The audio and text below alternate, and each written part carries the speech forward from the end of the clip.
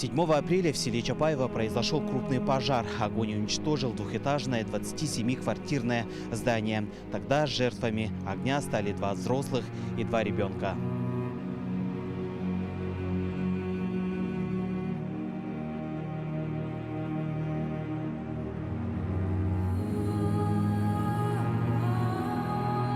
Пожалуй, самый большой ущерб от пожара получил коллектив Актемского лицея. Ведь половина пострадавших от огня – это учителя. Альбина Николаевна Варламова жила в этом доме со дня сдачи его в эксплуатацию, начиная с 1998 года.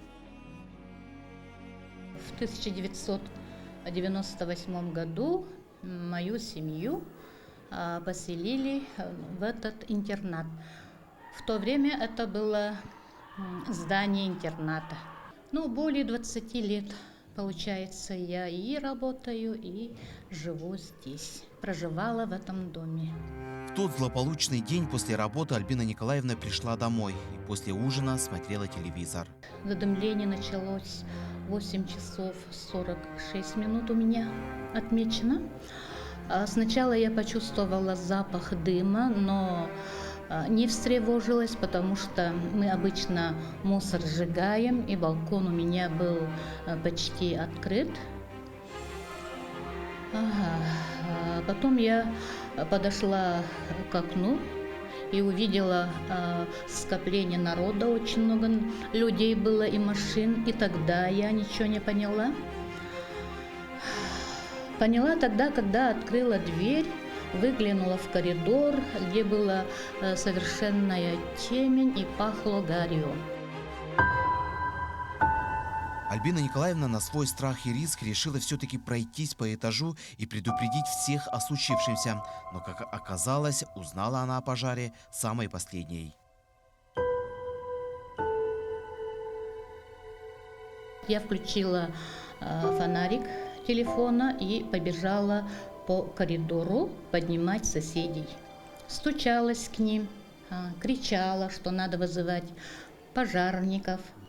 Но никто не вышел и никто мне не ответил. Я добежала до 7-й квартиры, потом вернулась. Это получается у вас первый этаж квартиры, да? Да, на 1-м этаже, оказывается, все вышли. В тот момент каждый спасался как мог. Многие из них покинули свои квартиры через балконы. Телевизор смотрели все, дети в комнате играли. Потом в коридоре шум я услышала, и на улице тоже. Я вышла на балкон, мы на 1-м этаже жили. На балкон вышла, и там увидела людей. Потом зашла и сразу открыла дверь в коридор, и там дым густой уже, черный был. И сразу детей собрали и через балкон людям передали. Сама тоже через балкон вышла. Муж остался документы забирать.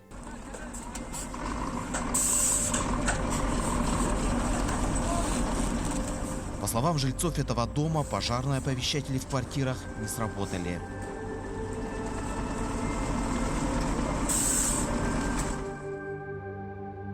Говорят, какое-то слабое попискивание было. И никакого сигнала о том, что у нас начался пожар, не было. Никто не кричал, никто не стучал. Вот так.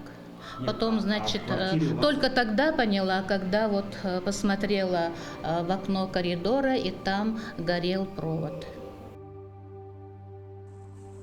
Сейчас по истечению времени погорельцы думают, что, возможно, пожарные оповещатели не сработали из-за того, что сгорела щитовая.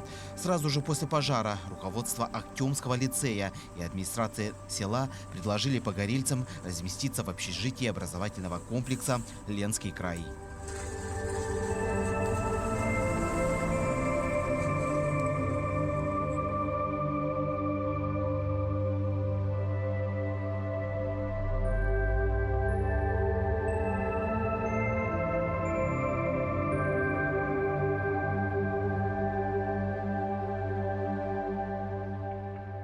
в Якутске моя сестра живет, младшая. Я ей позвонила, если что, мы туда приедем, сказала. Ага. А потом сразу меня это, Кудуиса, вы где? Вас вызывают там в интернате, сказали. Это кто вызывал вас? А хозяйка нашей квартиры. Мы арендовали у нее. Ага. И вам туда надо переночевать. Ага. В итоге уже вы здесь находитесь уже больше недели, да, получается? Ну, какие условия сегодня созданы здесь для погорельцев? Условия очень хорошие. Все чистое белье, вот это. Ага, и в комнаты нам 2 комнаты дали. По 2 комнатам живем. 3-разовое питание. Очень хорошее. Мы благодарны руководству Малой академии наук, что предоставили такую возможность. Здесь нам очень удобно, кормят.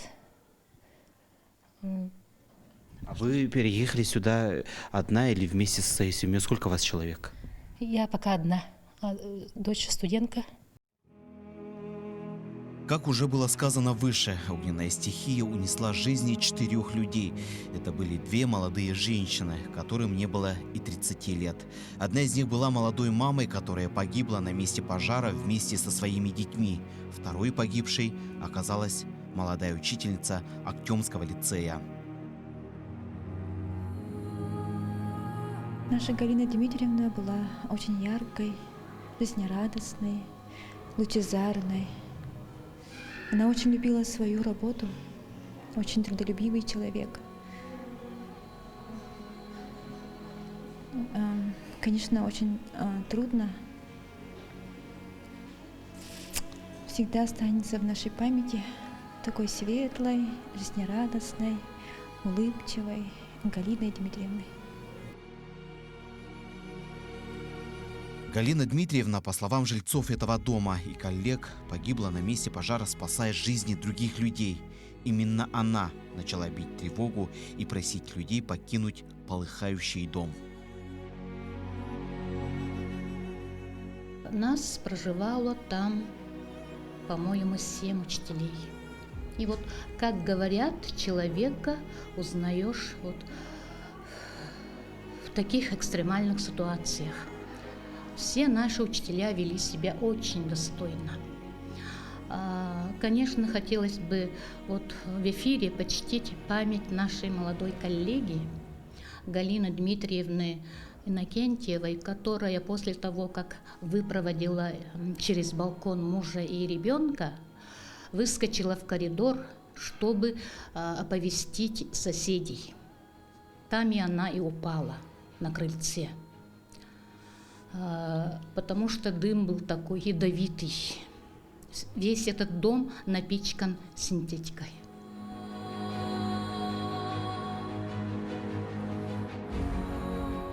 Благодаря слаженной работе педагогов Актемского лицея был составлен список пострадавших и спасенных от огня. Именно учителя в этот вечер начали вести список, кто выбрался, а кого не оказалось рядом с родными.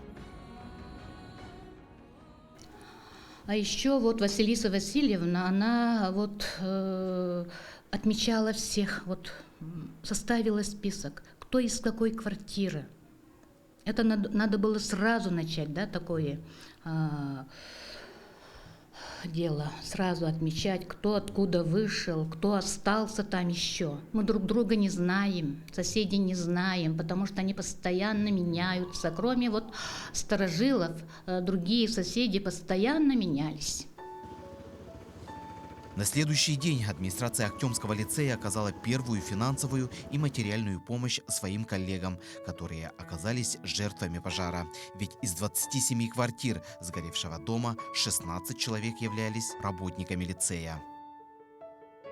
Мы открыли счет сразу на следующий день, 8-го, да? Специальный, ну, не специальный счет, а это был счет для оказания помощи именно для учителей. Это счет был нашего правкома, и котором перечислялись денежные средства. Да? На сегодняшний день поступило около 1,5 миллиона рублей. Из них мы на тот же день в оперативном порядке комиссия решила на 450 тысяч нашим учителям, которые там непосредственно проживали. Сегодня из числа пострадавших 3 учителей оказались без крова. Им пока разрешили разместиться в гостинице. По словам главы села, сегодня решается вопрос о предоставлении земельных участков, где они могут построить жилые дома.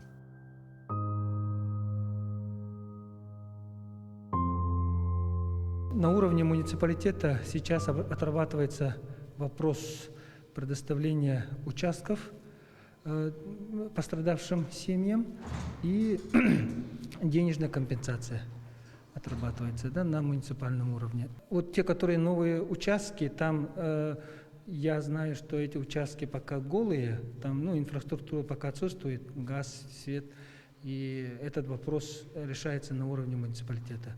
Что касается поддержки со стороны руководства района, то, по словам главы села, сейчас решается вопрос денежной компенсации пострадавшим. По поручению главы Хангаласского района открыт специальный счет. Все неравнодушные могут внести свою лепту по данным реквизитам. Сейчас на данный момент ведется восстановление документации, которая сгорела при пожаре. 42 человека должны восстановить свои документы. В это время в этом нам помогает многофункциональный центр, который непосредственно выезжает в село Актемцы для работы с пострадавшими по восстановлению документации. После восстановления документации должны начаться выплаты по компенсации, компенсационные выплаты. По факту гибели 4 человек, в том числе 2 малолетних детей, Центральным межрайонным следственным отделом Следственного управления Следственного комитета России по республике возбуждено уголовное дело.